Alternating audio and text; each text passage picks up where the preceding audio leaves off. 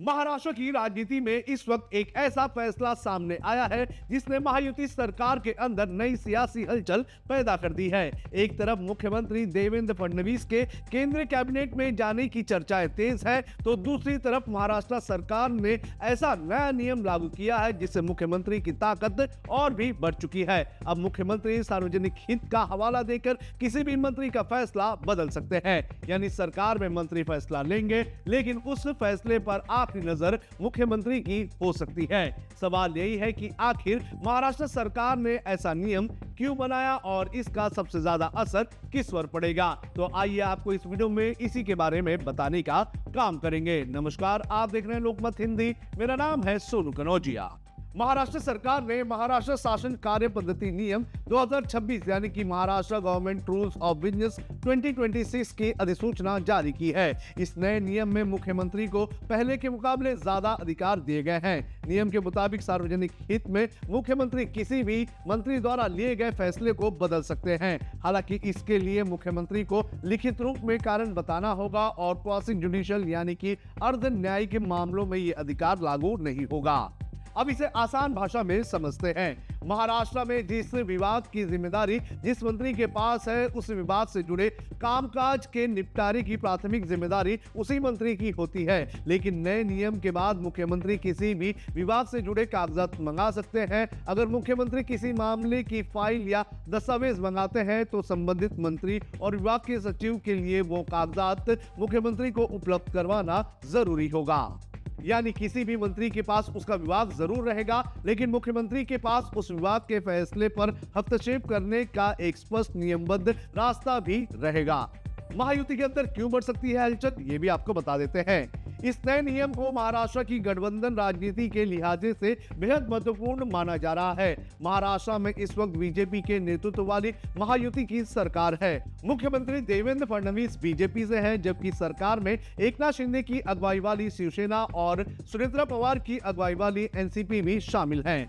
ऐसे में अगर किसी सहयोगी दल के मंत्री अपने विभाग में कोई बड़ा फैसला लेते हैं और मुख्यमंत्री को लगता है कि वो फैसला सार्वजनिक हित में नहीं है, तो ये नियम के तहत मुख्यमंत्री उसका फैसला बदल सकते हैं। यानी सवाल सिर्फ प्रशासनिक अधिकार का नहीं है, बल्कि गठबंधन सरकार के अंदर पावर बैलेंस का भी है, क्योंकि गठबंधन की सरकार में आमतौर पर हर दल अपने हिस्से में मंत्रालयों में फैसले लेने की राजनीतिक स्वतंत्रता चाहता है। लेकिन अब मुख्यमंत्री के पास किसी भी मंत्री के फैसले को पलटने का स्पष्ट नियमबद्ध शक्ति होने से आने वाले दिनों में महायुति के भीतर इसको लेकर राजनीतिक चर्चा और भी तेज हो सकती है।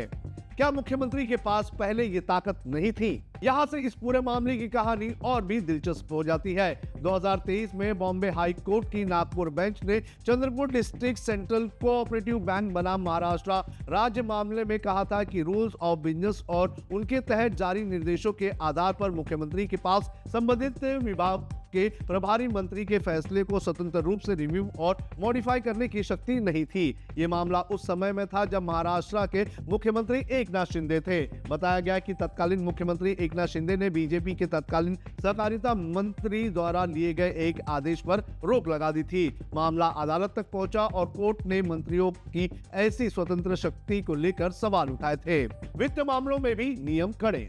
नए नियमों में सिर्फ मुख्यमंत्री और मंत्रियों के अधिकारियों की बात नहीं है, वित्तीय मामलों को लेकर भी स्पष्ट प्रावधान किए गए हैं। कोई भी विभाग वित्त विभाग की पूर्व मंजूरी के बिना ऐसा आदेश जारी नहीं कर सकता जिसमें सरकार के राजस्व का कोई हिस्सा छोड़ना, ऐसा खर्चा करना जिसके लिए बजट में प्रावधान नहीं है, जमीन देना, राजस्व का असाइनमेंट या किसी तरह की रियायत देना शामिल हो।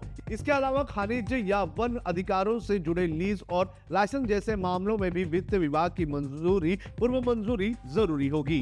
तो क्या फडणवीस की ताकत वाकई बढ़ गई है?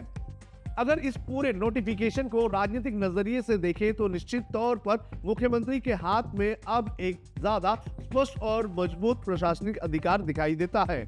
लेकिन इसकी असली परीक्षा तब होगी जब मुख्यमंत्री और किसी सहयोगी दल के मंत्री के फैसले के बीच टकराव की स्थिति पैदा होगी, क्योंकि कागज पर अधिकार मिलना एक बात है और गठबंधन की राजनीति में उसका इस्तेमाल करना दूसरी बात है। फिलहाल इतना तय है कि महाराष्ट्र सरकार के इस नए नियम ने एक बड़ा राजनीतिक सवाल जरूर खड़ा कर दिया है। क्या महाराष्ट्र में अब मुख्यमंत्री की कुर्सी पहले से ज्यादा ताकतवर हो गई है? और अगर आने वाले दिनों में महायुति सरकार के किसी मंत्री का बड़ा फैसला मुख्यमंत्री द्वारा बदला जाता है तो यही नया नियम उस पूरे विवाद का केंद्र होगा। यानी महाराष्ट्र की राजनीति में अभी सिर्फ मंत्रालयों का बंटवारा नहीं बल्कि अधिकारों और ताकत के बंटवारों की नई तस्वीर भी तैयार हो रही है।